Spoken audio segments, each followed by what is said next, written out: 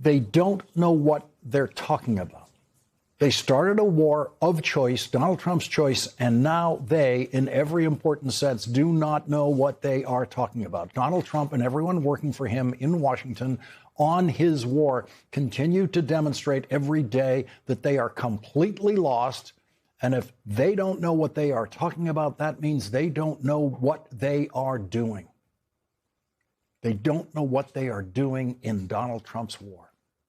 The competition for stupidest things said today about Donald Trump's war was won by the guy who is tied with Donald Trump's son-in-law, Jared Kushner, for the title of most ridiculous person ever chosen by a president to negotiate peace in the Middle East. 68-year-old Steve Witkoff is a real estate developer in real life who would not have been chosen by any president of the United States to do anything, anywhere, until Donald Trump decided to send him into negotiations, not just in the Middle East, but also in Moscow with Vladimir Putin. Steve Witkoff obviously knew nothing about the Middle East or Vladimir Putin when Donald Trump chose him. And now that he's met Vladimir Putin, he still knows nothing about Vladimir Putin, as he demonstrated so embarrassingly today when Carl Quintanilla at CNBC asked him why Donald Trump decided to allow Vladimir Putin to take full advantage of the explosive increase in the price of oil and profit off of that new price, a new price created by Donald Trump's war. Do we think that the Russians have shared intelligence about the location of U.S. military assets? And if they have, why would we be giving waivers on Russian oil sanctions? Well, I'm not an intel officer, so I can't tell you. I can tell you that yesterday on the call with the president, the Russians said that they have not been sharing. That's what they said. Mm-hmm. So, you know, we can take them at their word, but they did say that. We can take them at their word. He said that. Donald Trump's clown of the day, Steve Witkoff, says we can take Vladimir Putin's word for it that Russia has not been helping Iran target attacks on American military personnel. That is the single worst thing Vladimir Putin could possibly be doing to the United States in this war. And Vladimir Putin knows it. And Vladimir Putin also knows that Donald Trump has always behaved like Vladimir Putin's trained puppy around the Russian dictator.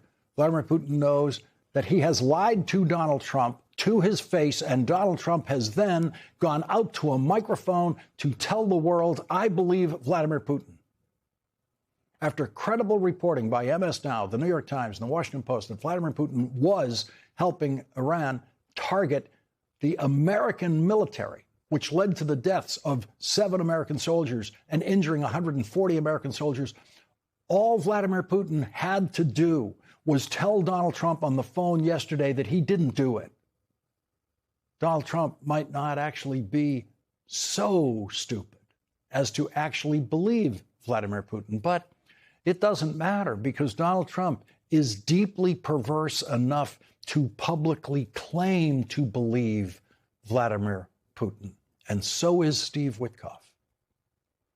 Donald Trump's breathtakingly incompetent real estate developer buddy, Steve Witkoff, does appear to actually be stupid enough to believe Vladimir Putin and to say on television that he believes Vladimir Putin. They have no idea what they're talking about. None of them do, least of all Donald Trump, who began his war calling for the, quote, unconditional surrender, end quote, of Iran. And a day later said, we've already won, exclamation point. Yesterday, Donald Trump tried to tell the world the absurd lie that the Tomahawk missile, the American Tomahawk missile that hit a girls' school, killing 175 people, most of whom were the students at the school, was fired at the school by Iran, to which our first guest tonight, the former Navy combat pilot and former astronaut Senator Mark Kelly, said Trump has no idea what he's talking about. No, the Iranians don't have Tomahawk missiles. Dozens of children are dead. And the investigation into how this happened needs to be fast and transparent. That's how we keep this from happening again. We don't need these deflections from the president or Hegseth running his mouth about, quote, stupid rules of engagement. That was Pete Hegseth's phrase about this war. He said there are no stupid rules of engagement, meaning no rules of engagement, meaning we can fire Tomahawk missiles at girls' schools if we want to. One Republican has shown that he knows how to talk about the innocent casualties of war. Republican Senator John Kennedy of Louisiana said this about the Tomahawk missile attack on the girls' school, quote, "It was terrible. We made a mistake. Other countries do that sort of thing intentionally, like Russia. We would never do that intentionally. I think the department is investigating it now, and I'm sorry. I'm just so sorry it happened. It was a mistake." Donald Trump's press secretary continued her mindless and relentless campaign to insult America's intelligence today. She actually said, quote, "The president is not making anything up, Nancy." Donald Trump makes things up every day about drapes and ballrooms and Tomahawk missiles and the price of gas and the price of everything and girls killed at a girls' school in Iran and the lie that Americans don't pay his tariffs. Making stuff up is what Donald Trump does. That's why Nancy Cortez of CBS asked Donald Trump's press secretary today, quote, "So is he making this up to justify his decision to go to war now?" To which Donald Trump's press secretary said, "The president is not making anything up, Nancy." If Donald Trump is speaking, he is making something up. And making it up is the charitable way to describe Donald Trump's pathological lying. Donald Trump's press secretary has the same job that Steve Early had. But Steve Early never lied. She lies every day, like every Trump press secretary before her. Steve Early created the modern version of White House press secretary when he went to work for the newly elected President Franklin Roosevelt in 1933. He served in that position for President Roosevelt every day of World War II. It was actually Steve Early who gave American news media confirmation on December 7th, 1941, that Pearl Harbor was attacked that morning by the Japanese military and the United States was drawn into World War II. The next day, in a 5-minute speech to Congress, President Roosevelt asked for a declaration of war against Japan, which Congress passed immediately. Days later, after Japan's ally, Germany, declared war on the United States, the president asked for a second declaration of war against Germany, which the Congress passed immediately.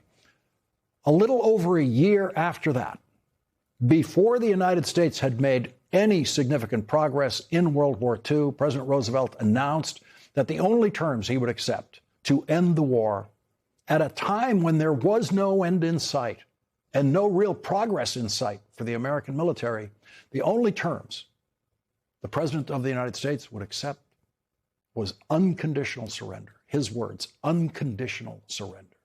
And at that point, the world knew exactly how the war was going to end. It was going to end in unconditional surrender because the President of the United States said so. No one knew when it would end. President Roosevelt didn't know when it would end. He didn't know how many years it would take, but everyone knew what it was going to look like. There would be a signing ceremony. A German official would sign a formal act of surrender. A Japanese official would sign a formal act of surrender. And today, 4 days after Donald Trump called for unconditional surrender, his White House press secretary confessed that she has no idea what that means. It goes back to, what does that unconditional surrender look like? She doesn't know what it looks like. Germany was the first to sign the surrender document written by the United States and dictated to Germany. Signed by the Supreme Commander of Allied Forces in Europe, Dwight D. Eisenhower. He dictated it. He wrote it.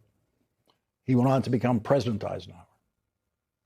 3 months later, this is what unconditional surrender looked like in Tokyo Bay on the American Navy ship, the USS Missouri, with the Japanese generals signing the act of surrender in which the Japanese were not allowed to negotiate a single word, just like the Germans before them. That's what unconditional surrender means. That is what unconditional surrender looks like. Donald Trump's press secretary doesn't know what unconditional surrender looks like, and she doesn't know what war looks like. Steve Early understood both of those things. Steve Early won a Silver Star for bravery in combat in World War I before becoming the White House press secretary, who abolished the custom of reporters being forced to put their questions to the president in writing, and thereby created what is now the modern version of a presidential press conference. Steve Early opened the door of the Oval Office to let the reporters pour in, usually a couple of times a week, and Franklin Delano Roosevelt took their questions without hesitation and without favoritism. FDR held more presidential press conferences than any other president in history, and he always knew what he was talking about. And if he was asked a question about an obscure subject that he didn't know about, he would simply admit that he didn't know, and Steve Early would get an answer to that question later for that reporter. Americans knew they could have faith in their president's leadership during World War II. And Americans knew they could take him at his word. And now Americans know, and White House reporters know, the president makes stuff up, and he and everyone around him don't know what they're talking about. The only thing that Americans know as the missiles keep flying and people keep dying is that we cannot ever take Donald Trump at his word.